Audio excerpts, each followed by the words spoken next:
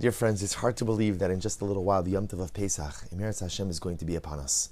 Pesach is a Yom Tov which requires so much incredible preparation. Of course, on a physical level, we know the amount of cleaning, the amount of cooking, the amount of turning over, all in anticipation, all in preparation for this sacred and holy event. These 8 days for us in Chutz La'aretz, these 8 days of Yom Tov, are nothing short of spectacular, magical, but they require an incredible amount of physical preparation. But this Yom Tov also requires spiritual preparation, because this Yom Tov has so much power, this Yom Tov has so much energy, and without the proper preparation, I could experience the entire time, I could even do the physical behavioral mitzvos, but I could emerge without the true koach, without absorbing or ingesting the true koach of the Yom Tov. So what is our spiritual mission over this Yom Tov? What is it that we are supposed to accomplish? And of course, there's not one answer to this. On a most basic level, Chazal already tell us. The Gemara Meseches Pesachim, the last parak of Pesachim, Mishnah says, Chayiv Adam liros es atzmo ki ilu hu yotza miMitzrayim. That a person is obligated to see himself as if he left Egypt. That the observance, the celebration of the Yom Tov of Pesach is not simply the observance or commemoration of a historical event, but somehow I'm supposed to re-experience this dynamic. I'm supposed to feel as if I have gone free. I am supposed to feel liberated. I am supposed to feel lighter. I am supposed to feel saved. And the obvious question is, well, how does that happen? How does that work? You know, we find these dynamics sometimes in Yiddishkeit. The same way that on Tisha B'Av I'm supposed to sit and feel the destruction of the Beis HaMikdash, and for most of us it's incredibly difficult, because at the end of the day we haven't had a Beis HaMikdash for 2,000 years. So how should I relate to something that I have no frame of reference for? And again, if that's true for the Beis HaMikdash, Allah has kama v'kama, all the more so for Yetzias Mitzrayim, where the Exodus, again, even further back historically. So how do I tap into this dynamic? How do I contemporize it? How do I fulfill Chazal's statement that I'm supposed to feel as if I left Egypt? And there's a beautiful idea. The Be'er HaChaim quotes the Gemara Meseches Pesachim, where the Gemara says as follows: Mazgulo kos hasheni. Actually, the Mishnah, Mazgulo kos hasheni. So the Mishnah here is talking about the Seder, and the Mishnah says that we pour the second cup, the kan haben shoel, and it is here that the son asks. So of course, what are we discussing over here? We're discussing manishtana. Remember again the sequence of the Seder. The first cup of wine ultimately is Kiddush. After we go ahead and we say Kiddush, we do Halach Ma'anya, and then we go ahead and before we begin manishtana, B'kana ben shol, before manishtana, we pour the second cup of wine. So that's the Lashon. Mazgulo kos sheni, we go ahead and we pour the second cup of wine, the kan haben shoel. And it is here, ultimately, again, that the son asks the questions. The child asks the manishtana. And of course, it's this manishtana that sparks the entire Seder dialogue. The whole point of the Seder, the Igarat Labincha, to convey to the next generation the excitement, the information, the purpose, the meaning. And it begins in a question-answer form. But the Be'er HaChaim quotes in the Svarim something incredibly beautiful. And he says, I want to quote to you, he says, Pershut Tzadikim, Shenirmezu b'divrei HaKadoshim, Ki begeshes ha'adam l'shelas manishtana, that when a person gets to manishtana in the Seder, na'asis shas ha'kosher b'shmei maron. It's a special Eis Ratzon. It's a unique and special time. Ve'afshar lehispalel ulevakish kol mish'alos libo. And you can ask Hashem for anything you need in life. And in fact, the Svarim, right, that's the meaning. V'kan, here, right before manishtana in the Seder, haben shoel. The child or the son asks, who's the child? Who's the son? Banim atem l'Hashem Elokechem.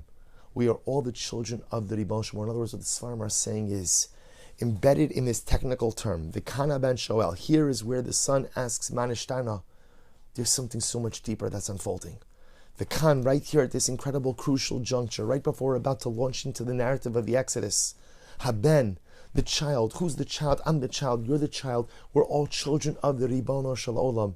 Shoel has an opportunity to ask the Father for whatever he wants. An Eis Ratzon, an opportunity to beseech HaKadosh Baruch Hu. Dear friends, don't we all need something? Some of us need parnasa. Some of us need shiduchim. Some of us need refuah, health. We all need something. Some of us need all of those things. Some of us need help with our shalom bayis, and some of us need help forging relationships with family, and others need help just being at peace and feeling good about ourselves. We all need something. V'kan haben shoel. Here, right at the start of the Seder, is the opportunity for the Ben, for HaKadosh Baruch Hu's child, me and you, to ask our Father for whatever we want. And it's an incredible concept. One actually that I've said over in Shul many times throughout the years, and one which resonates with me in a very deep way. But there's a deeper dimension to this than just simply petitioning God for your needs. Because what the Sarah is trying to highlight is as follows. What is Pesach all about? Pesach is all about our relationship. That I realize I have a Father who loves me. I have a Father who deeply cares about me. I have a Father who is willing to change the laws of nature because He sees that I am in trouble and He wants to help me out of it. He wants to extricate me from the clutches of adversity. That's the Father I have. And that's the essence of Pesach, the Kana ben Shoel. So I come to the Seder and I realize a Father who loves me, a Father who would do anything for me. So ask Him. Ask Him. You know, every parent knows, and I remember my children aren't little anymore, but I see it now with my granddaughter. You know, when a young child asks you for something, there's such a purity in their request, right? They just ask you for something. And what's the purity? Right? They look into your eyes. They ask you for whatever it is, the candy, the this, the that. And that child, when he or she asks you for that item, there's a complete belief that you, the adult, could fulfill the request. There's a complete belief that whatever that precious little child is asking of you, you can do it. I just had this yesterday. My granddaughter was over. She asked me for a watch, a pink watch. But the way she said it, the kind of a pink watch, it was, sometimes as adults we ask each other for stuff. I need something from you, you need something from me, and I ask, but like in the back of my mind, it's like, I don't know if they're going to come through, not going to come through, going to honor the request, not going to honor the request. They said they're going to do it, but are they really going to do it? That doesn't happen with children. When young children ask an adult for something, there's a complete belief in that petitional request.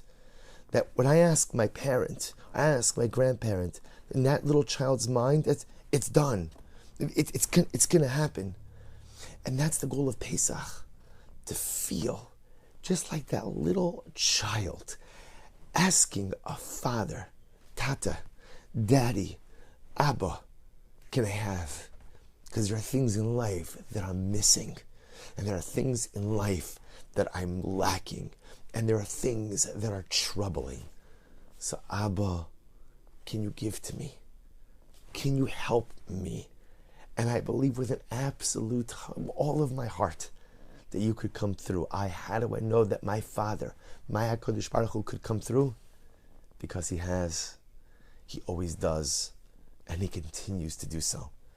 Because I celebrate the fact that thousands of years ago on the Seder night, the Ribono Shel Olam heard my grandparents when they said, Abba, take us out. Abba, it's too much. He heard their cries. And He listened and He took them out. That's the power of Pesach. The Kana ben Shoel, the goal of Pesach is not to be an adult who asks his father for something. It's to be a child who asks his father for something. Because when a child asks for something, there's complete belief that my parent will and can come through. That's our avoda. Not to be sophisticated, thoughtful, analytical, intellectual adults, but in those first moments of the Seder, to become just a child who wants something from his father and just asks with a complete heart, with complete love, and with complete belief that that father, that parent could come through. V'kan haben shoel. Here is where the child asks the father, not simply the manashtana, but where all of us become children and ask our Father for the things that we need in life. So I would suggest this in my kila many times, is before manashtana, to pause for a few moments. Pause for a few moments. Let everybody take a couple of minutes. Close your eyes. And let everyone around the table ask the Ribono Shel Olam for what they need. And there's no such thing as a person who doesn't need something. There's no such thing as a child who doesn't need his father. Take a few moments. Become that child. Activate your inner child and ask your Father for what you need. He came through for us thousands of years ago. and He will come through for us again now. May we be Zocha Meretz Hashem to find that inner child, to become that young child filled with belief and with reliance on our Father again. May we be Zocha Meretz Hashem to a Yom Tov of V'kan HaBen Shoel. But most importantly, let's not forget to ask for the most important thing of all, the greatest request that all of us need, which is the request of Mashiach, the request of Geula, the request of the third Beis HaMikdash in Halavai. May HaKadosh Baruch Hu grant our personal requests, and may the Ribbon Shalom finally see fit to grant this most important and greatest of national requests as well. May we Zocha Meretz Hashem, L'Shana Haba, B'Yerushalayim HaBnuya. Wishing everyone a beautiful and uplifting Erev Yom Tov and a magnificent and transcendent Yom Tov of Pesach.